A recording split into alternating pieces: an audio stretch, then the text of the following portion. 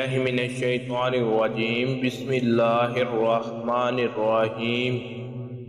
شروع کرتا ہوں اللہ کے نام سے جو بڑا مہربان نہایت رحم کرنے والا ہے۔ آپ دیکھ رہے ہیں ہمارا اسلامک یوٹیوب چینل۔ اگر آپ ہمارے اسلامک یوٹیوب چینل پر نئے ہیں تو ہمارے اسلامک یوٹیوب چینل کو سبسکرائب کر دیں اور بیل آئیکن کے نوٹیفیکیشن کو آن کر دیں تاکہ ہماری ہر نئے آنے والی ویڈیو سب سے پہلے آپ تک پہنچ سکے۔ آج کا ہمارا موضوع ہے حضرت ابراہیم علیہ السلام اور نمرود۔ خدا کے برگزیدہ نبی اور پیغمبر، آپ کو ابو اعلیٰ انبیاء اور خلیل اللہ بھی کہا جاتا ہے۔ اکثر انبیاء کرام آپ کی اولاد ہیں۔ تورات اور انجیل میں بھی ان کے بارے میں مذکورات ہیں۔ تورات کی روح سے آپ 2200 سال قبل مسیح میں عراق کے قصبہ ار میں پیدا ہوئے۔ آپ کے والد کا نام تارخ لکھا تھا، مگر قرآن پاک میں عزر کے نام سے یاد کیا گیا ہے۔ انجیل میں اللہ تعالیٰ نے حضرت ابراہیم سے مخاطب ہو کر فرمایا، دیکھ میرا عہد تیرے ساتھ ہے اور تو بہت قوموں کا باپ ہوگا، اور تیرا نام ابرام نہیں بلکہ ابراہیم ہوگا، کیونکہ میں نے تجھے قوموں کا باپ بنایا۔ حضرت ابراہیم کی ولادت نمرود کے زمانے میں ہوئی۔ آپ کے والد عزر بت تراش اور بت فروش تھے، مگر حضرت ابراہیم علیہ السلام بت پرستی کے خلاف تھے۔ نمرود کو اس بات کی خبر ملی تو وہ اپنے پاس سامنے بلایا۔ آپ نے اسے سجدہ نہ کیا۔ پوچھنے پر بتایا کہ میں اپنے پروردگار کے سوا کسی دوسرے کو سجدہ نہیں کرتا۔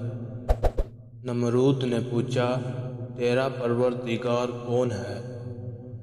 آپ علیہ السلام نے فرمایا، میرا پروردگار وہ ہے جو مردے کو جان بخشتا ہے اور زندوں کو بے جان کرتا ہے اور مشرق سے آفتاب نکلتا ہے۔ نمرود نے شیطان کے بہکاوے میں آ کر حضرت ابراہیم علیہ السلام کو قتل کرنے کا منصوبہ بنایا۔ اس مقصد کے تحت 160 گز لمبا، 40 گز چوڑا اور 120 گز اونچا ایک احاطہ بنوا کر اسے لکڑیوں سے بھر کر آگ لگا دی۔ آپ کو ایک منجنیق کے ذریعے آگ کے الاؤ میں پھینکوا دیا گیا، مگر اللہ کے حکم سے آگ آپ پر سلامتی والی بن گئی اور گلے گلزار میں تبدیل ہو گئی۔ یہ دیکھ کر نمرود کی لڑکی آپ پر ایمان لے آئی، مگر حامان کے بہکاوے پر نمرود ایمان نہ لایا، بلکہ ابراہیم کے مقابلے کے لیے لشکر اکٹھا کیا۔ آپ علیہ السلام نے دعا کی اور اللہ نے مچھروں کا لشکر بھیجا جس نے نمرود کے سپاہیوں کا گوشت تک کھا لیا، یہاں تک کہ ایک مچھر نمرود کے دماغ میں چلا گیا اور بیٹھ گیا اور اس کے مغز کھانا شروع کر دیا۔ اس کی حرکت سے اسے تکلیف ہوتی، لیکن جب کوئی چیز سر پر مارتے تو آرام محسوس ہوتا، اور 40 برس تک اسی عذاب میں مبتلا رہا۔ حضرت ابراہیم علیہ السلام اپنی بیوی سارہ کے ہمراہ مصر چلے پہنچے۔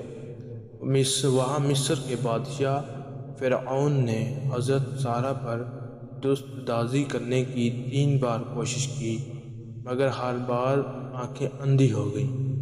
چنانچہ اس نے توبہ کر کے حضرت سارہ کو ایک کنیز ہاجرہ عطا کی۔ حضرت ابراہیم اور اپنی بیوی سارہ اور کنیز ہاجرہ کے ہمراہ فلسطین سے ہوتے ہوئے شام پہنچ گئے۔ وہاں حضرت ابراہیم علیہ السلام نے لوگوں کو شریعت سکھائی۔ آپ علیہ السلام نے خدا کی عبادت کے لیے جب ایک قبیلے کی دعوت کی تو جبرائیل علیہ السلام وحشت سے ایک پتھر لا کر بیت المقدس کی ایک جگہ رکھا حضرت سارہ نے اپنی کنزیرہ ہاجرہ کو بخش دی۔ اس کنزیر کے بسط سے حضرت ابراہیم علیہ السلام سے حضرت اسماعیل علیہ السلام پیدا ہوئے۔ حضرت سارہ نے جب فرزندگی کی خواہش کی تو ان کی بسط سے حضرت اسحاق علیہ السلام پیدا ہوئے۔ کچھ عرصے بعد حضرت ابراہیم علیہ السلام نے 3 روز تک متواتر خواب میں دیکھا کہ کوئی شخص کہتا ہے کہ اپنے بیٹوں کو قربان کرو، کیونکہ انہوں نے ان کی زندہ مانی تھی۔